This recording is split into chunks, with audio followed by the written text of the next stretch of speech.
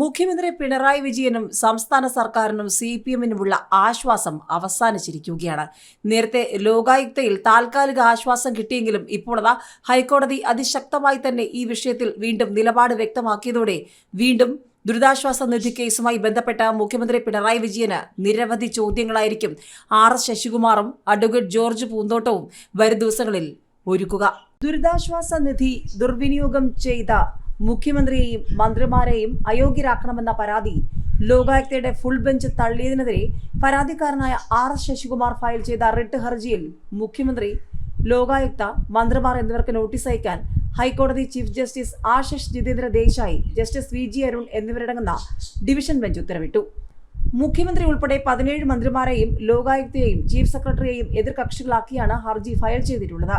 ദുരിതാശ്വാസ നിധിയുടെ വിനിയോഗം സംബന്ധിച്ച് ലോകായുക്തയിൽ ഫയൽ ചെയ്ത പരാതിക്ക് സാധുത ഉണ്ടെന്നും നിധിയിൽ നിന്നും തുക അനുവദിച്ചതിൽ ഗുരുതരമായ കൃത്യവിലോപം നടന്നിട്ടുണ്ടെന്നും തുക അനുവദിച്ചതിൽ സ്വജനപക്ഷപാതം നടന്നതായി തെളിയിക്കാനാകാത്തതിനാൽ ഹർജി നിലനിൽക്കില്ലെന്നാണ് ലോകായുക്ത ജസ്റ്റിസ് സിറിയക് ജോസഫിന്റെ വിധിന്യായം. എന്നാൽ ഹർജിക്ക് സാധുത തന്നെയില്ല എന്ന കാരണം ചൂണ്ടിക്കാട്ടിയാണ് ഫുൾ ബെഞ്ചിലെ മറ്റ് 2 ഉപലോകായുക്തമാരായ ജസ്റ്റിസ് ഹാറൂൺ അൽ റഷീദും ജസ്റ്റിസ് ബാബു മാത്യു ജോസഫും ഹർജി തള്ളിയത്.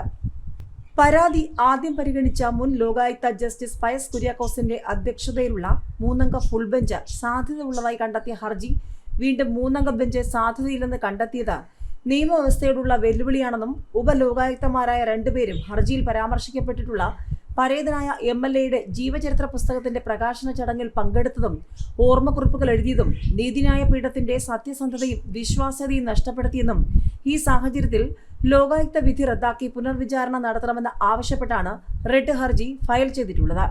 ദുരിതാശ്വാസ നിധിയിൽ ദുർവിനിയോഗം നടന്നതായി കണ്ടെത്തിയ ലോകായുക്ത തന്നെ മന്ത്രിസഭാ നടപടിയിൽ സ്വജനപക്ഷപാതം നടന്നിട്ടില്ലെന്ന് പറയുന്നതിൽ നീതീകരണമില്ലെന്നും ഉപലോകായുക്തമാരെ പറ്റി വ്യക്തിപരമായ പരാമർശമുള്ളതിനാൽ വിചാരണ വേളയിൽ ആവശ്യമെങ്കിൽ 2 ഉപലോകായുക്തമാരെയും എതിർകക്ഷികളാക്കുവാൻ അനുവാദം നൽകണമെന്നും ഹർജിയിൽ ആവശ്യപ്പെട്ടിട്ടുണ്ട്.